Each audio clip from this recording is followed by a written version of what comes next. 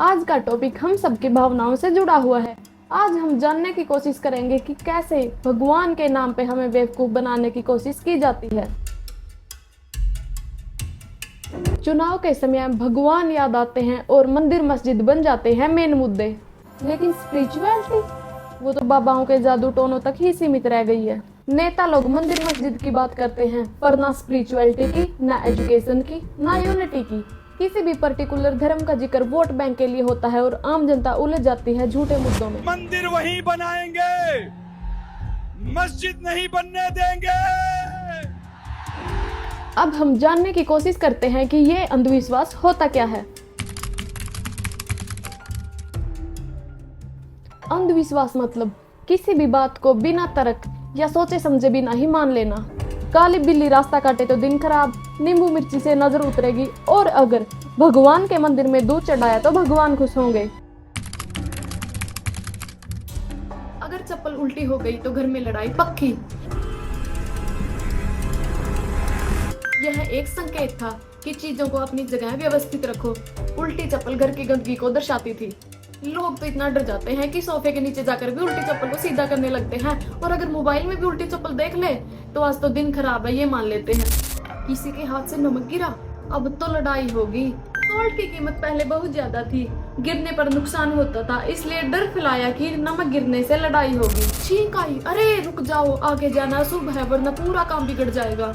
छींक मतलब आपके शरीर में कोई माइक्रोबायल रिएक्शन हुआ और आपकी बॉडी ने खुद को प्रोटेक्ट किया। अब तो लोग जानबूझकर छींके रोकते हैं और फेक स्नीज करके दूसरों को डराते हैं, भाई आगे मत जा, आगे कुछ अपशगुन होने वाला है। शाम को झाड़ू मत लगाओ, लक्ष्मी चली जाती है। पुराने समय में इलेक्ट्रिसिटी नहीं होती थी और ये डर रहता था कि कोई भी कीमती चीज झाड़ू के साथ न चली जाए।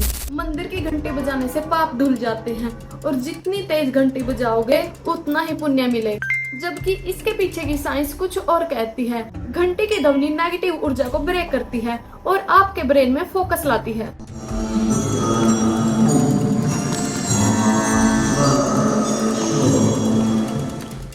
कुछ लोग तो घंटा इतनी जोर से बजाते हैं कि पास वाले दुकानदार भी हेडफोन्स पहन लेते हैं।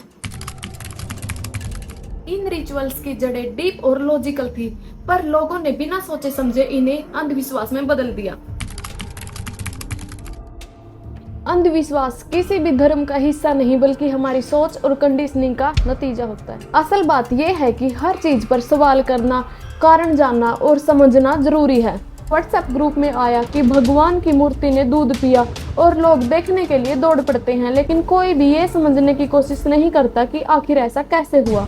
2001 में वैज्ञानिकों ने प्रूव किया है कि कैपिलरी एक्शन की वजह से पत्थर की मूर्तियां दूध सोख सकती है। पाखंड सिर्फ हिंदू धर्म में नहीं बल्कि हर धर्म में है। फेक बाबाज जो भगवान के नाम पर पैसा और पब्लिसिटी लूटते हैं। उन मौलवियों की बातें जो मॉडर्न एजुकेशन को हराम कहते हैं।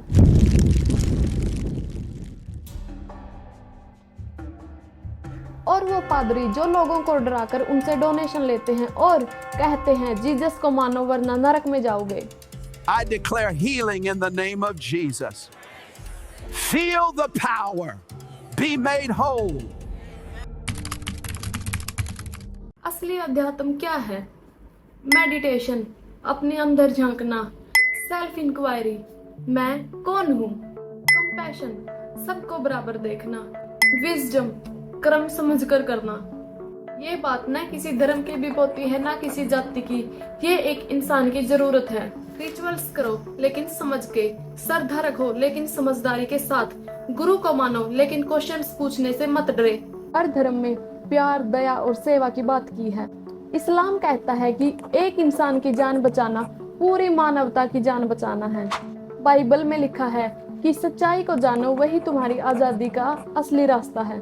धर्म एक तरह की लाइफ गाइडलाइन देता है, कैसे खाए, कैसे बोले और कैसे रिश्ते निभाए। जैसे बौद्ध धर्म में एक अष्टांगिक मार्ग दिया गया है जो एक संतुलित जीवन की राह दिखाता है।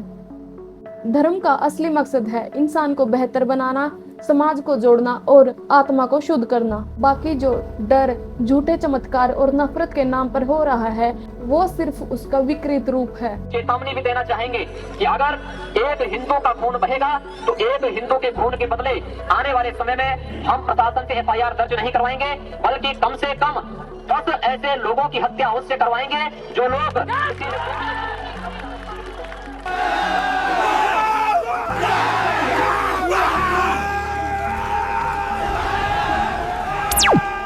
स्पिरिचुअल बनो, न हिंदू न मुसलमान, बस एक अच्छा इंसान बनो। धर्म का मकसद डर फैलाना नहीं बल्कि इंसान को जागरूक और एक बेहतर इंसान बनाना है। तो दोस्तों, अगर वीडियो अच्छी लगी हो तो do like, share and subscribe.